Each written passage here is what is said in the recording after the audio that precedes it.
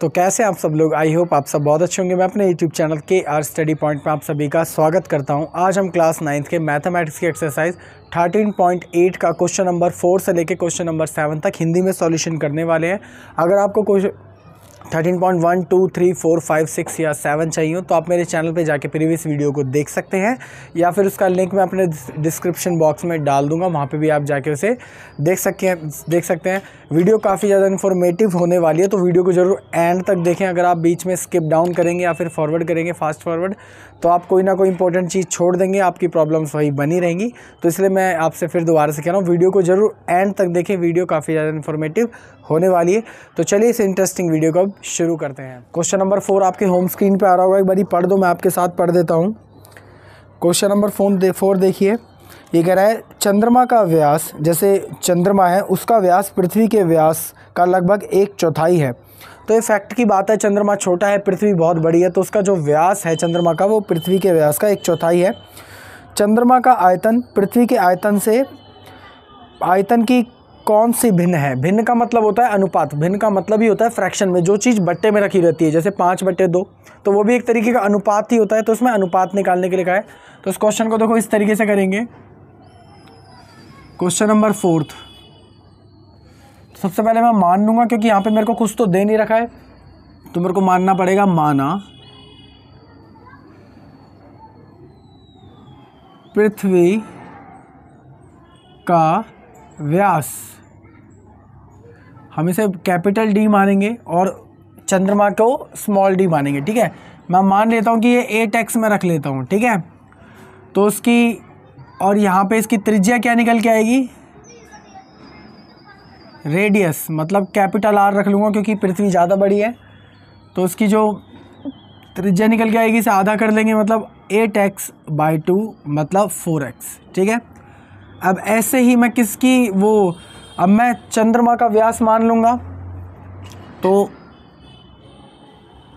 चंद्रमा का व्यास मतलब स्मॉल d, डायमीटर। अब देखो इसने कहा है क्वेश्चन में कि पृथ्वी के व्यास का 1/4 है, मतलब अगर ये 8x है तो 1/4 1/4 मल्टीप्लाई करा दो, इससे हम इसे काट सकते हैं क्योंकि सेम टेबल से ऊपर नीचे कट जाता है। तो कितना आ जाएगा आपका? 2x पर जाएगा, 2x की मल्टीप्लाई 1 से होगी तो 2x। तो सिंपल जो चंद्रमा का व्यास निकल के आएगा वो निकल के आएगा आपका 2x, व्यास निकल के आएगा। यहीं से हम त्रिज्या भी निकाल लेंगे, मतलब स्मॉल रेडियस, स्मॉल r से लिखा है मैंने, तो इसका मैं आधा करा दूंगा, तो आपका कितना आएगा? x निकल के आएगी इसकी रेडियस। तो बस इन दोनों का क्या कह रहा है? आयतन निकालने के लिए कह रहा है, तो दोनों का आयतन निकाल के अनुपात में रख देंगे। सिंपल क्वेश्चन है, लेकिन इसको ये समझाने के लिए था मैं मिटा रहा हूँ। देखो लेकिन इस क्वेश्चन में क्या कह रहा है, एक बारी फिर से आप पढ़ लो। नीचे कह रहा है चंद्रमा का आयतन पृथ्वी के आयतन की कौन सी भिन्न है। इसका मतलब पहले चंद्रमा का आयतन निकालना पड़ेगा, उसमें पहले चंद्रमा का आयतन बोल रखा है। तो सबसे पहले हम यहाँ पे लेंगे, चंद्रमा की बात हो रही है तो चंद्रमा का व्यास पहले रख लेंगे। तो फिर चंद्रमा का व्यास नहीं, सॉरी, आयतन की बात हो रही थी तो हम आयतन रख लेंगे, आयतन। अब आप देखिए चंद्रमा एक गोला, जो चंद्रमा है वो गोले के आकार का ही तो है, तो उसका आयतन क्या होता है वो आपको याद होना चाहिए, 4/3 πr³। चंद्रमा की जो रेडियस है, मतलब त्रिज्या है, वो छोटी हमने ली थी इसलिए मैंने छोटी रखी है। जब पृथ्वी का आयतन निकालेंगे तो कैपिटल R लिखेंगे, बाकी सेम टू सेम रहेगा, ठीक है। तो इसका वॉल्यूम क्या निकल के आएगा? 4/3 ऐसे कैसे ही मल्टीप्लाई बाय पाई, आप ऐसे कैसे रख लो, इसे खोलो मत, कोई दिक्कत नहीं है क्योंकि अनुपात में काटना ही है। तो रेडियस 3, रेडियस इसकी क्या निकल के आई थी? x⁻3। इसे आप थोड़ा सा और खोलोगे तो v = में 4/3 ऐसे कैसे मल्टीप्लाई बाय पाई ऐसे कैसे मल्टीप्लाई बाय x⁻3 हो जाएगी, तो x⁻3। सिंपल, इसका वॉल्यूम निकल के आ गया, आयतन किसका? चंद्रमा का। ऐसे हम किसका निकाल लेंगे? पृथ्वी का निकाल लेंगे इसके बाद। तो अब निकालूंगा मैं पृथ्वी का आयतन। पृथ्वी का आयतन, अब पृथ्वी का आकार भी कैसा होता है? स्फेयर, गोल होता है। तो आपको अच्छे से याद होना चाहिए कि स्फेयर का जो आयतन होता है वो क्या होता है। अगर आपको आयतन याद नहीं है तो इसके ऊपर मैंने स्पेशली एक वीडियो बना रखी है, आप वो जाकर देख लेना, काफ़ी ज़्यादा डिस्ट्रिक्ट व्यू से समझा रखा है। तो उसका भी यही फॉर्मूला होता है, वो होता है 4/3 πr³। अब देखो मैंने कैपिटल R लिखा है इस वाले में क्योंकि हमने पृथ्वी के लिए कैपिटल R रखी थी, ठीक है।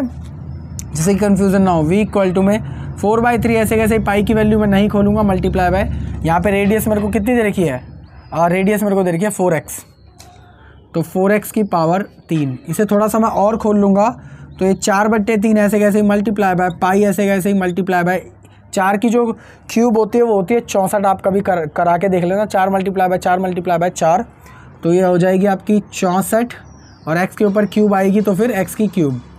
बस ये हमारा वॉल्यूम ये वाला भी निकल के आ गया है। तो दोनों को मैं क्या रख लूँगा, अनुपात में लिख लूँगा। यहाँ पे करा देता हूँ। तो अब यहाँ पे अनुपात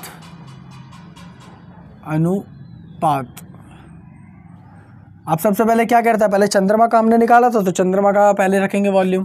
तो वो क्या था 4/3 पाई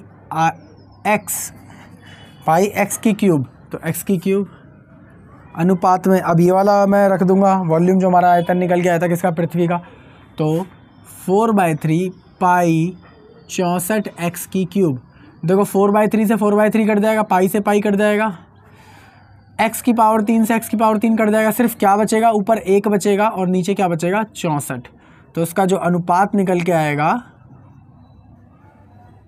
वो आपका क्या निकल के आएगा 1/64। कितना इजी क्वेश्चन था ये, ठीक है।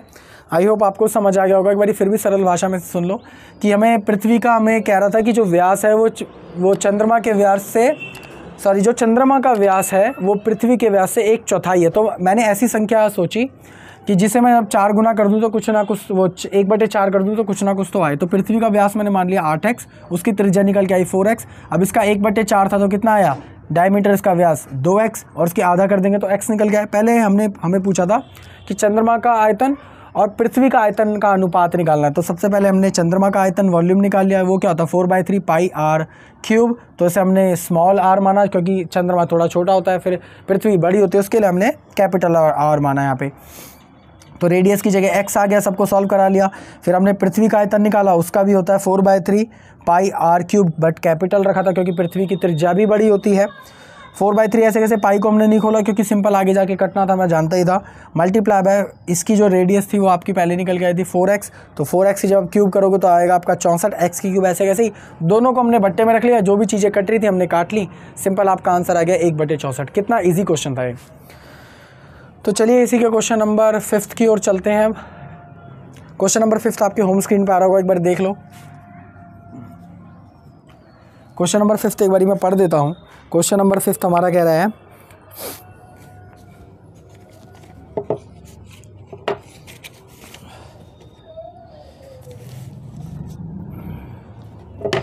क्वेश्चन नंबर 5 कह रहा है व्यास 10.5 सेंटीमीटर वाले एक अर्धगोले कटोरे में कितने लीटर दूध आ सकता है। सिंपल हमें व्यास दे रखा है और पूछा है कि एक अर्धगोला जो बाउल है उसका व्यास हमें दे रखा है, उसमें कितना दूध आ सकता है। तो सिंपल क्वेश्चन है। देखो अर्धगोला किस तरीके का होता है, कटोरे के आकार का होता है, कुछ ऐसा होता है। और अब मैंने क्या कहा था आपसे कि जब भी दूध पानी भरने की किसी में बात होगी तो आप क्या निकालोगे, हमेशा उसका क्या निकालोगे, वॉल्यूम, आयतन निकालोगे। तो बस फिर कोई दिक्कत नहीं यहाँ पे, बट इसका व्यास दे रखा है, कितना दे रखा है 10.5 सेंटीमीटर, ठीक है। तो बस जो भी हमें दे रखा है मैं लिख दूंगा, यहाँ पे दिया है व्यास मतलब डायमीटर, वो मेरे को कितना दे रखा है 10.5 सेंटीमीटर। अब मैं क्या निकाल लूँगा, त्रिज्या मतलब रेडियस, और वो इसका आधा कर दूंगा तो 10.5 अपॉन में 2 मतलब 5.25 सेंटीमीटर्स। बस इसका आयतन निकाल दूंगा प्रश्न के अनुसार लिखकर। तो प्रश्न के अनुसार अब देखो आयतन, अर्धगोले का आयतन क्या होता है बताइए। आई होप आपको याद होगा, इसलिए मैं कहता हूँ बार बार आप फॉर्मूले याद कर लो। अगर आपको फॉर्मूले याद नहीं होंगे तो यहीं अटक जाओगे। ध्यान रखना इसके नीचे कितना इजी होता है सब कुछ, मल्टीप्लाई काटना ही तो है ऊपर नीचे, ठीक है। तो इसलिए मैं कह रहा हूँ आप फॉर्मूले हमेशा याद रखो। तो इसका आयतन का जो फॉर्मूला होता है वो होता है 2/3 पाई r क्यूब, ठीक है। तो 2 ऐसे का ऐसे ही, बट्टे में 3 ऐसे कैसे ही, मल्टीप्लाई बाय पाई की वैल्यू होती है आपकी 22/7 मल्टीप्लाई बाय आपकी जो रेडियस आपको दे रखी है वो दे रखी है 5.25 का क्यूब। और कुछ लीटर वीटर में तो नहीं दे रखा है इसमें, नहीं लीटर में कुछ भी नहीं दे रखा है। तो देखो अब इसे 3 बार खोल लेंगे यहाँ पे, तो 2/3 multiply by 22/7 multiply by 5.25 multiply by 5.25 multiply by 5.25। अब देखिए जिससे जो जो कटता है उसे काट लीजिए। 7 7 49 0.7 उधर कितना गया 3 7 5 35, ठीक है। 3 से हम इसे काट लेंगे तो 3 एकम 3 2 उधर गया, 3 7 21 3 5 15, तो 2 के बाद पॉइंट है, यहाँ पे पॉइंट आ जाएगा। सबको मल्टीप्लाई करा दो, इन सब की मल्टीप्लाई होगी तो आपका आ जाएगा 2 multiply by 22 multiply by 7 0.7 multiply by 1.75 multiply by 5.25। जो आपका अराउंड आंसर आएगा लमसम जो आपका आंसर आएगा इसमें आएगा 303.187, ये आपका आंसर आएगा, ठीक है। लेकिन ये आया है आपका सेंटीमीटर क्यूब में, आपको इसे कन्वर्ट करना पड़ेगा किस में, लीटर में, तो आपको ये पता होना चाहिए। लीटर में करने के लिए हम किससे भाग करा देंगे, इसे 1000 से भाग करा देंगे, सिंपल है। तो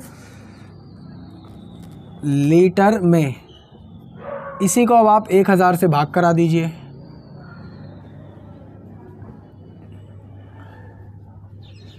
एक 1000 से जब आप इसे भाग कराओगे तो जो 3 जीरो हैं वो आगे आ जाएंगे, तो आपका आंसर आएगा 0.303187 लीटर।